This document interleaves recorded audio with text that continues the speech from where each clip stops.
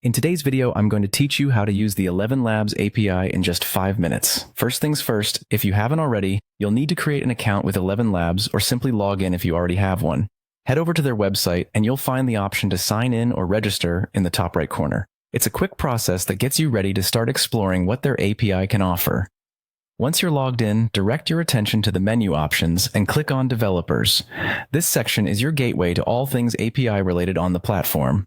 When you arrive on the Developers page, you'll spot a tab that says API Keys. Click on it to begin setting up the credentials that will enable you to make full use of the API. Next, you'll want to hit the Create Key button.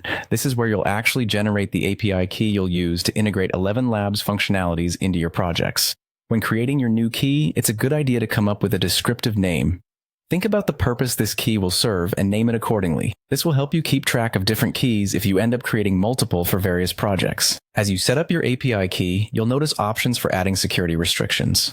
These are optional, but can be very useful. For example, if you're concerned about usage or security, you can limit the features or set restrictions on monthly credit usage associated with that specific key. Taking this extra step can provide peace of mind, especially if you're managing several different projects or users. After you're satisfied with your settings, go ahead and click Create. This will generate your API key. Now, here's an important point. Your full API key will only be shown to you once, right after it's created. So it's crucial to copy it immediately and store it safely. Use a secure document or a password manager to save it. If for some reason you lose this information, you won't be able to retrieve the full key again, though you will be able to see the name and the last 4 characters of it.